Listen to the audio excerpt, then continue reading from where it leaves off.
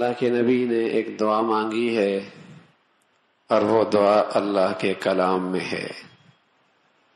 رب السجن احب الی، جیل جانا مجھے زیادہ پسند ہے، مما یدعوننی الی، اس گناہ کی گندگی سے.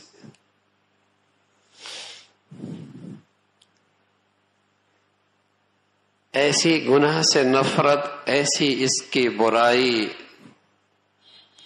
اور اس کے پیچھے تباہی اور بربادی کا یقین، اس گناہ کے پیچھے اللہ کا غضب، اس گناہ کے پیچھے ہلاکت اور بربادی کا یقین، یہ روشن دل رکھنے والا ایک نبی ہی کہہ سکتا ہے. روشن ضمیر، صاف دل، اسی کی بصیرت گناہ کی یہ ذلت دیکھ رہی ہے کہ گناہ کے پیچھے کیا ذلت اور رسوائی ہے. کہنے لگے رب السجن احب الی مما یدعوننی الی، اے اللہ اس گناہ سے بچا لے، اگر اس کی خاطر مجھے جیل جانا پڑے تو مجھے یہ پسند ہے، جیل جانا مجھے زیادہ پسند ہے. تاریخ کوٹری، اور یہ بھی کوئی نہیں پتا کب تک یہ قید و بند کی صحبتیں برداشت کرنی پڑیں گی. اس لیے کہ بس اوقات میرے عزیزو، کوئی ایک گناہ اس پہ شرمندگی نہ ہو، بس اوقات وہ انسان اپنی پوری عاقبت برباد کر دیتا. کون سا گناہ موت کے وقت مصیبت بن کے آ جائے اور بغیر کلمے سے چلا جائے؟ کون سا گناہ؟ کس گناہ کے پیچھے کوئی ایسی مصیبت چھپی ہو کہ ساری زندگی کی نیکیاں صفر ہو جائیں؟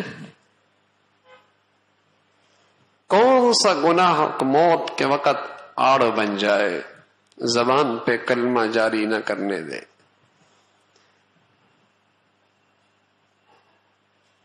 زبان پر اس گناہ کا اثر ظاہر ہو جائے، کون سا گناہ؟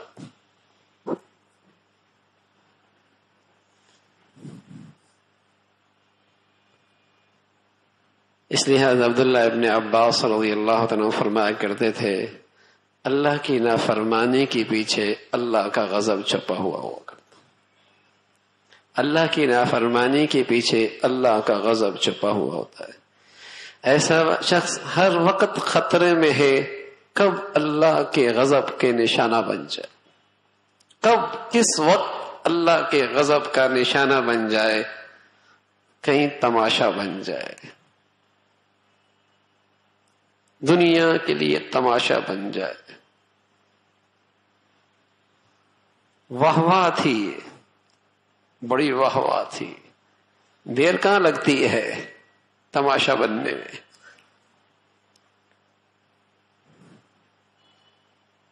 اوپر سے نیچے آنے میں اللہ کے لیے کوئی لمبے چوڑے فوج کی ضرورت کوئی نہیں، بس اس کا تو طے کرنا ہے. تو عبداللہ ابن عباس رضی اللہ عنہ فرمایا کرتے تھے، نہ جانے کون سا گناہ اس کے پیچھے اللہ کا غضب چھپا ہوا ہو اور وہ اس کے لیے ہلاکت کا باعث بن جائے. لیکن آج کے مسلمان کی ہمت اتنی پست ہے اور گناہ اس کی زندگی میں ایسے رچ بس گئے کہ اس کا خیال بھی اسے نہیں آتا کہ میں نے اپنے دامن کو گناہ کی ہر گندگی سے بچانا ہے. یہ خیال ہی نہیں آتا اس کو، یہ طے ہی نہیں کرتا، یہ عزم ہی نہیں کرتا کہ میں نے اپنے دامن کو ہر گناہ کی گندگی سے بچانا ہے. اس نے تقسیم کر رکھے ہیں، اپنی زندگی تقسیم کر رکھی ہے، کچھ اللہ کے لیے، کچھ شیطان کے لیے، کچھ اللہ کے لیے، کچھ دنیا والوں کے لیے، کچھ مسجد کی زندگی، کوئی سوسائٹی کی زندگی. اس نے اپنی زندگی اپنے خیال سے تقسیم کر رکھی ہے اور اسی پر مطمئن ہے. اسے یہ خیال ہی نہیں کہ شیطانی زندگی کبھی ایسی رسوائی دکھائے گی کہ ساری زندگی بے دینی کی ہو جائے گی.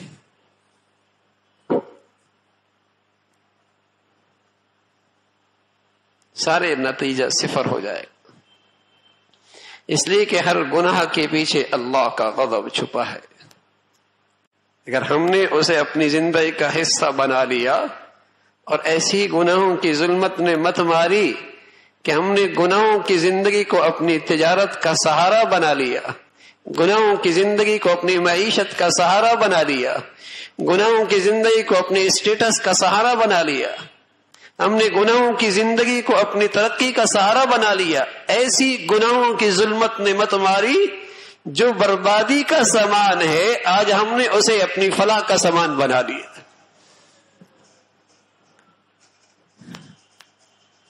جس میں ہلاکت ہے اسی کو ہم نے اپنی نجات کا ذریعہ بنا دیا، جس میں پستی اور ذلت ہے اسی کو ہم نے اپنی کامیابی کی شاہراہ سمجھ دیا۔ ایسی گناہوں کی ظلمت نے مت ماری ہے، اللہ کی نافرمانی بہت بڑی احسان فراموشی ہے۔ کب تک گناہوں کی آگ میں جلتے رہیں گے میرے عزیزو؟ اس آگ کی تپش اس دنیا میں کم ہے، قسم خدا کی موت کی کڑواہٹ اس تپش سے بھی گناہگار کے لیے زیادہ ہے، اور قبر کی بربادی اس سے زیادہ ہے، اور کل کی آگ نار اللہ الموقدہ التي تطلع على الافئدہ، وہ اللہ کی آگ ہے، وہ صرف جسموں تک بس نہیں ہوگی، وہ دلوں تک بھی چھو جائے گی، دلوں تک بھی وہ آگ پہنچ جائے گی۔ دنیا کی آگیں مٹی ڈالنے سے، پانی ڈالنے سے بجھ جایا کرتی ہے، وہ اللہ کی سلگائی آگ ہے، وہ نہیں بجھے گی۔